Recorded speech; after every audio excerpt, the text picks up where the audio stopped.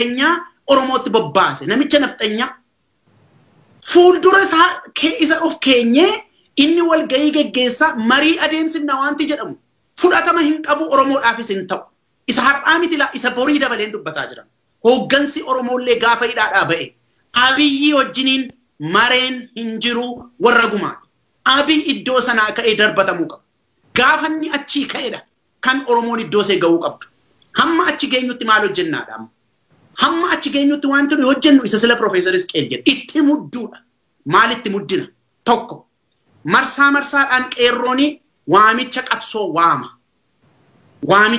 waama qeerroon marsaadhaan waamichi qabsoo kuni al tokko karaa cufuu ta'uu danda'a al tokko gabaa lagachuu danda'a al tokko hiriira ta'uu danda'a akkuma itti qeerroon biyyaa waammatedha inni kan ta'u garuu Oromoo biyyi kan nurraa fudhatamaa jiru hunda keenya irraati malee dargaggoo irraa qofa miti biyyi dargaggoo irraa fudhatamee buleeyyiidhaaf hafuu hin jiru biyyi dhiirota irraa fudhatamee dubartootaaf hafuu hin jiru akka Oromootti kan lolli nutti baname akka Oromiyaatti kan lolli nutti baname falmachuu kan qabnullee akka sanatti gaafa qeerroon waamicha waamu fakkeenya hiriirri haa ba'amu yoo jedhame abalu faatu hiriira naa ba'a jedhanii balbala cufachuun gabrummaa ofirratti jabeessuudha namni hiriira sii ba'u hin jiru namni bulee lafaa ka'uu hin dandeenye dhaabata qabatee ba'a gaafa jedhame gaafa qeerroon waammate karaan haa cufamu yoo jedhame dhiirri dubartiin guddaaf xinnaan dargaggoon ituu hin hafin namni hundumtuu karaan haa cufamu gaafa jedhame sana hojiirra oolchuudha wanta walaayittaatti ta'e ergitaniitu abiddatti qabsiisanii kokkee qabaniitu guyyaa lama keessatti hidhaadhaa baafatan hooggantoota isaanii sabi Oromoo guddaadha akka kanattiin wal bira qabuu hin dandeenyu jechuu dandeessu Oromoon gaafa jabaate kanuma kan Oromoos kompleksitii nu keessa jiru nuyidha kan overkaamii gochuu danda'u nuyidha kan dandammachuu danda'u kanaaf abalufaatu naa qabsaa abalufaatu naa hooggana abalufaatu qabsoo koo galmaan ga'a wanti jedhamu hin jiru Oromiyaadhaaf Oromummaa kan dhale hawwii biyyoolessaa uummata Oromoo kan miidhatee dhalee uummata Oromooti malee eliitii Oromoo miti eenyuun iyyuu miti inni kun gaafa nurkaa gatachamuudhaaf nutti duulamu diina keenya ka'ee kokkee qabachuu kan qabu hunda keenya abaluuf abalu miti barataadhaaf dhiifamee barsiisonni manatti galuu hin danda'ani biyya irra jiraatan hin qaban waan ta'e kanaafi namni hundumtuu deebii kennuutu irra jiraata abboota gadaa Oromiyaa keessa jirtan guyyaan har'aa guyyaa isin teessanii uummata Oromoo ilaaltan miti har'a walittinna ituu yeroon jiru gaafa Oromoon ayyaana godhatu ayyaana eebbisuu duwwaadhaaf miti abbaan gadaa kan uumame har'a rakkoo Oromoodha isa Oromoo keessatti kulkulee jiru dubbachuudhaaf ija jabina qabaachuutti isin irra jiraata akka bara qabsoo Oromoo protestiidhaa godhamaa ture abboonni gadaa goota ta'anii Oromoodhaa wajjin dhaabataa turan abboonni gadaa Oromoo keessa jiran garaa Oromoo keessaa ba'ammoo miti kan jedhu yeroo akkasiitu iddoodhaa ba'a jaarsoliin Oromoo ganda keessa jirtan aanaarra godina garagaraarra kan jirtan qabsoo Oromootii wajjiniin walaallammii tokko malee fuuldura baatanii dhaabbachuutu isin irra jiraata walumaa galatti uummanni Oromoo gaafa waamichi qabsoo godhamu abalufaatu gadi ba'ee naa qabsaa abalufaatu kana galmaan ga'a jechuun hin jiru sadarkaan sun bira darbameera uummata Oromootiif waamichi godhama deebii kan kennuu qabus uummata Oromooti ani barsiisaadha mana keessa taa'ee tan barataan naa qabsa'an hin jiru barsiisonni yuunivarsiitii kan sadarkaa lammaffaa kan sadarkaa tokkoffaa hundumtuu biyya waliin qabna taanaan hundi keenya walii wajjiniin qabsoomna kanaaf namni hundumtuu deebii kennuutu irra jiraata kallattiin qabsoo keenyaa isa kana maalifaan kana dubbataa jira Tigraayin ilaalaa wanta Tigraayitti ta'e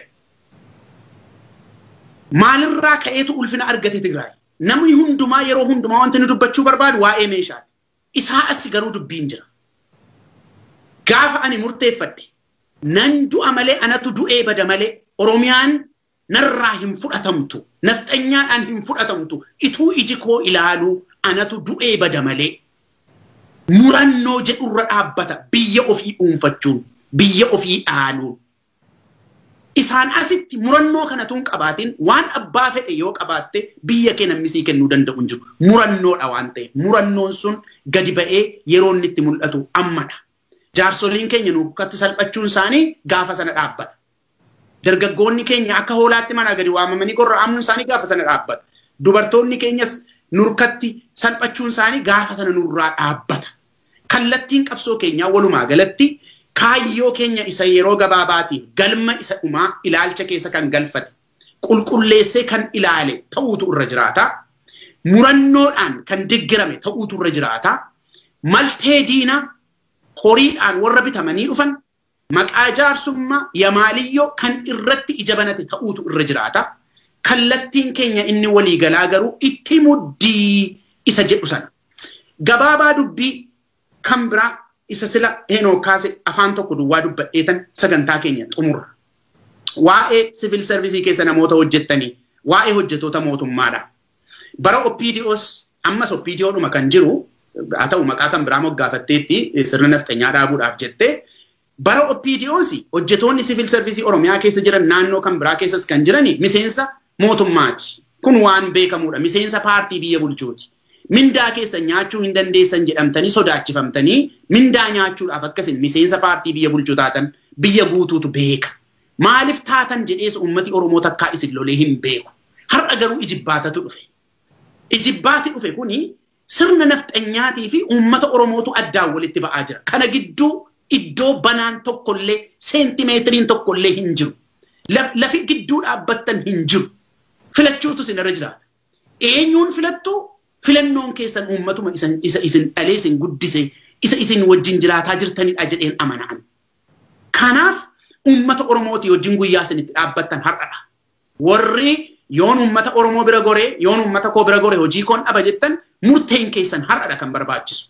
Uummata bira moo nafxanyaa sirna nafxanyaa bira dhaabbadhu kan jedhu filannoonsa har'a taasifamaa jechuudha. Wanti itti qabatan gidduu kana ispeesiin jirti see kanarran dhaabbadha wanti jedhan hin jiru waan ta'eef. Qulqulluu nafxanyaadhaa fi Oromootu walitti ba'e waan ta'eef. Kana gidduu iddoo banaan hin jiru. Uummata keessan keessa jiraattu, saba keessan keessa jiraattu, biyyi isin irra jiraattan, biyya Oromooti, Oromoodhaa wajjin jiraattu, kanaaf uummata keessan waan dandeessanii bira dhaabbadha. Diduu beekaa. Diduu beekaa. Baraa diduu. Mucaan namaa wanta itti dhufu gaafa waan isaan taane wanta conscienceinsa qalbiinsaa waan hin fudhanne gaafa hin dinne namummaa gadhiisaa adeema. Kanaaf diduu baraa ituma peeroolii mootummaa irratti farramuuni ashkara mootummaa nama godhaa hin danda'u. Kan isinii kaffalu uummata keessanidha malee biltsiginnaa miti sirna nafxanyaas miti. Kaadirooti ganda keessa jirtanis akkasuma. Qeerroon waamicha godhee jira afooshaa keessatti akkas hin hirmaanneef. Akka namni cidha keessan irratti hin hirmaanneef akka namni du'a gahii keessan taaziyaa keessan hin dhufneef qeerroon waamicha taasisee jira. Kana keessa effectively ituu hin baafamin deebii kennuutu isinirra jiraata.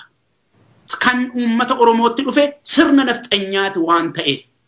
Ilaa Abiy Ahmed inni Shimallisiif hin taane kaadiree gandaatiif ta'aan jiru abadan hin gowwoomina.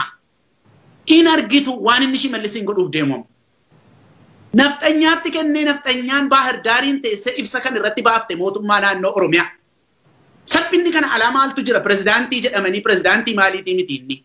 Baahir Daar irraa ajaja dhufu. Ilaa waan inni gola keessatti walitti qabee barsiisota yuunivarsiitii Oromiyaa keessaa Oromiyaadhaa alaa Oromoo kan ta'an walitti qabee inni jedheen nuyi Oromoodhaaf hojjennaa jedheetu golatti Oromoo gowwoomsee biraa deeme.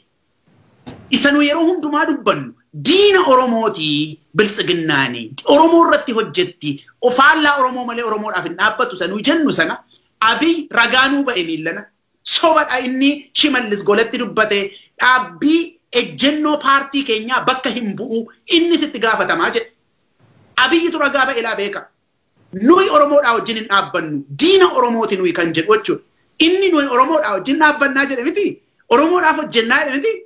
Olaantummaa Oromootiif hojjennaa jedhe miti. Abiyyi immoo sirrii miti. Paartii koo bakka hin bu'u kuni faallaa Oromooti kan hin dhaabbadhu jechuusa. Baahir Daar irraa ibsa kenname konfirmii godheetu hojiirra oolche jechuudha. Namichi Shimallisiif hin taane kaadiree gandaatiif ta'aan jiru.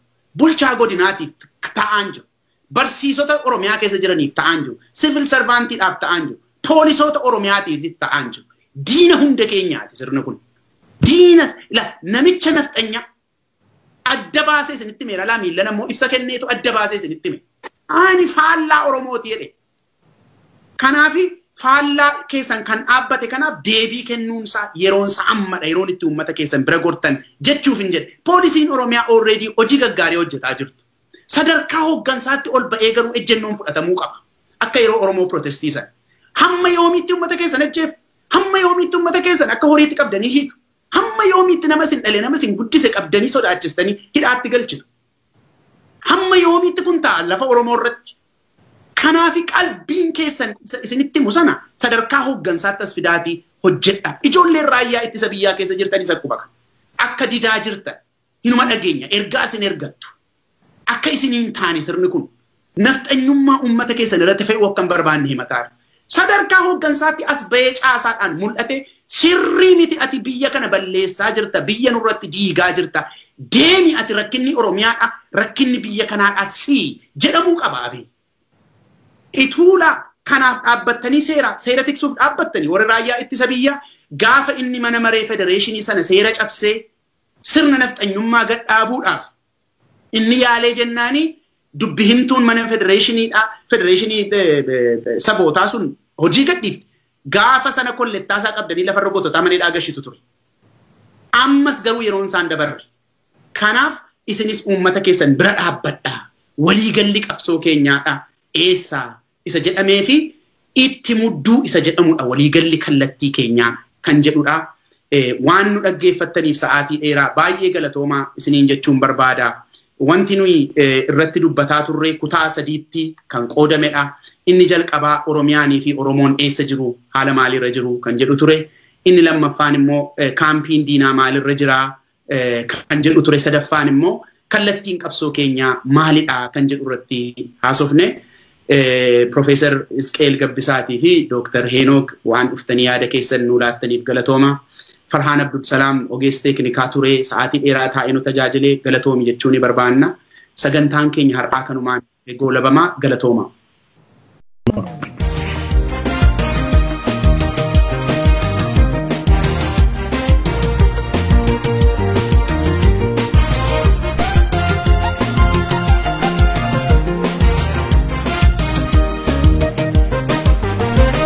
يا سبخو ابشرني بريتي يا لمي خو ابشرني بريتي لف بريسا دكنتي هماتي ابشرني بريتي يا لمي خو ابشرني بريتي يا سبخو ابشرني بريتي لف بريسا دكنتي هماتي ابشرني بريتي